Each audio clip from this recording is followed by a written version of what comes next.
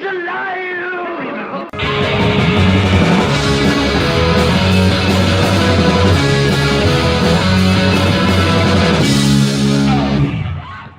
Hello, ladies and gentlemen. My name is Paul Workman. I am the man of constant hatred. Welcome back to Just Born Movies, the show where we take films straight out of the Hollywood womb and dissect them for you. My guest this week is Manny Classic. Manny, what did we see this week? Death Wish. Death Wish. Death Wish is a remake of a 1970s film about a doctor who suffers a home invasion and his family is shot. They end up going to the hospital, and he decides to take vengeance into his own hands. Sway in the morning, Shade 4-5. We gotta talk about what's happening in Chicago. Everybody's watching this viral video of this guy in the hoodie. They're calling him the Grim Reaper. He stopped a carjacking. Is he right for taking the law into his own hands? He's become a folk hero. What about the shooter? You look like a white dude. How did we like this film? It was alright. I wouldn't say it was great, but it definitely wasn't awful. It had some slick cinematography and stuff like that we'll get into, but it was fine. Yeah. I mean, it's kind of this modern pro-gun fever dream. But other than that, it's okay. It's an okay movie. Yeah. For the most part, it's a pretty standard action film. Bruce Willis is fine in it. He's kind of phoning it in, but he seems to at least be having some kind of fun with it. Yeah, it's almost like the performance he had in Live Free or Die Hard, where you could tell he understands the character and that he's enjoying himself, but it really doesn't translate on the screen because at its core there's not a lot to work with. So right. Yeah, it's mostly an empty film. Eli Roth isn't necessarily an in-depth filmmaker. He does empty films. Sometimes they're entertaining. Sometimes they're less entertaining. Cabin Fever, fine horror film. Mm-hmm. The Hostel films are really dumb. Green Inferno's terrible. This is honestly his best film since Cabin Fever. Honestly, going into it, given the subject matter, if you've seen the original Death Wish series of films, I was expecting a lot more Eli Roth style violence, given the fact that this movie just kind of lends itself to that. But honestly, not a whole lot of that going on either. Yeah, and that's not to say there isn't any. It's just that it's a little more subdued than you would expect. I mean, especially after seeing something like Hostel of the Green Inferno. Mm-hmm. His level, his style of violence is really, really gory. So when the justice starts getting dispensed, you're just waiting for it, and you get one or two really good ones, but not really much else. Mm-hmm. Yeah, and the cast across the board is fine. Everybody seems to know what they're working with and kind of why they're there, but no one really goes above and beyond in this film. Vincent D'Onofrio, who's normally a really good actor, he's in this film. Yeah, he exists. He's a member of the family and stuff like that, and you get a few kind of emotional moments before you get into the film and stuff like that. You find out he's kind of down on his luck, but yeah, he exists as a thing. Yeah. And I don't know, maybe I was expecting more out of him, given the fact that the last time we really saw him in a big meaty role was in Daredevil, and he's really great as Wilson Fisk. Yes, he is the Kingpin through and through, and probably one of Marvel's absolute best villains at this point. Mm-hmm. So yeah, he exists. I don't know, this role feels more to me like his role in Law and Order, where he just kind of shows up. He knows he's in this. He knows he's in this thing. What he has to do, and he's just kind of like, okay, so got to get that paycheck. Yeah. Yeah, Elizabeth Shue's fine. The two detectives were just fine. I think maybe I'm sorry, I don't remember the actor's name off the top of my head. He played Hank in Breaking Bad. He's probably the most entertaining person in the film.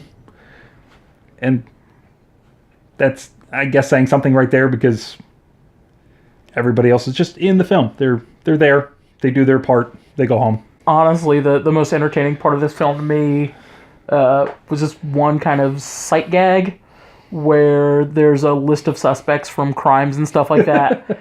And he's like, what is with all of these? And he's like, oh, well, it's mostly just gangbangers, you know. They go out, they go shoot each other, stuff like that. And it pans in to see her name, but at the bottom you see a little sticky note that says, we're going to need a bigger board. I love Jaws, so that's a great Jaws reference. I have a Jaws on the back of my toilet, and yeah, Jaws is amazing. Yeah. This film, not so much. Which is, honestly, I find this more disappointing because of the kind of social commentary and pop culture kind of influence that the original series of films have. So Charles Bronson in the original plays this pretty much the same character. Major difference is that the original film takes place in New York. This place takes in Chicago. So I'm going to say those words backwards. Takes place in Chicago. There you go. And it's relevant. The original's relevant even today. We're still getting movies. We got the movie Bronson. Which the guy that it's based on took his name from Charles Bronson from that movie. And Bronson was released in 2012, 2011. Oh no, I think it was like 08, 07. Was it? It doesn't feel like a decade ago. It doesn't, but it has been at least that long. And then there's the band Charles Bronson now. Probably like that band's been around for like 15 years or so. So that band exists. They use shots from Death Wish and their merchandising. I used to have a sticker on my car of the band, but not because of the band, because of Charles Bronson. It's pretty frequent that I'm at work and somebody will do something dumb and I'm like, is your name Charles Bronson? Why? Because you obviously got a Death Wish, you keep talking to me. Like, it's just a thing. The original movie permeates, and I don't think this movie is going to have that same kind of cultural permeation. It feels like just another film in the long line of films that are going to come out this year. We're probably going to forget about it as soon as we're done recording this. I will say this, though. Saving grace-wise, the movie looks very slick. The cinematography is really great. It is beautiful, and I absolutely love Ludwig Göransson's score for this film, who also did the score for Black Panther just 2 weeks ago.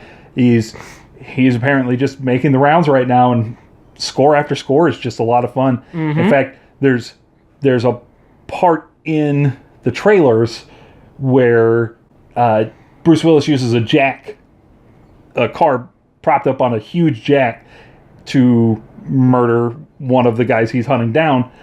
And he does this great pun where the guy says, what are you going to do? Shoot me? He says, or you're going to kill me? He says, no, my friend Jack is. And there's just, when it happens in the film, there's this great button of music just before he says the pun that is absolutely cheeseball amazing in the greatest way. I mean, unbelievable. It's probably worth, I don't want to say it's worth the price of admission, because honestly, this whatever. If you're going to see this movie, you're going to see it. If you're not, you're not. You know who you are. It's an alright film. It's a film. It exists. Everybody seems to be doing what they're paid to do. Nothing is necessarily bad about it on a technical level. The writing's a little cheesy, like most action films of this ilk. It exists. It's a movie that exists. Yeah, I think it's got some weird plot and pacing issues, especially since we know we have source material in the form of other movies.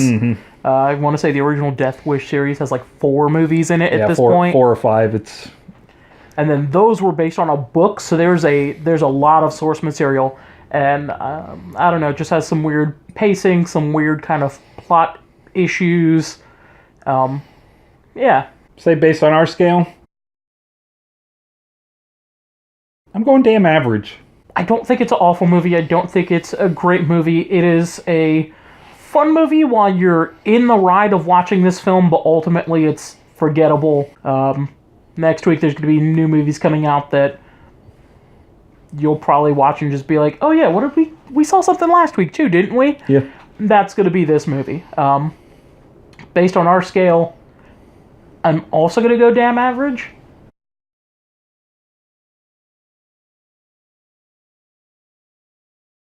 So, take that how you want. So what did you think of Death Wish? Did you love it? Did you hate it? Leave a comment down below and let us know. Don't forget to like, share, and subscribe. Also check out the other shows on our channel. Drinking Age Movies, where Classic and myself watch movies from 21 years ago.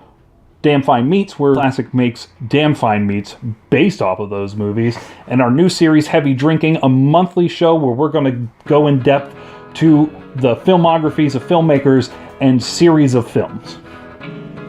As always, have a damn fine day.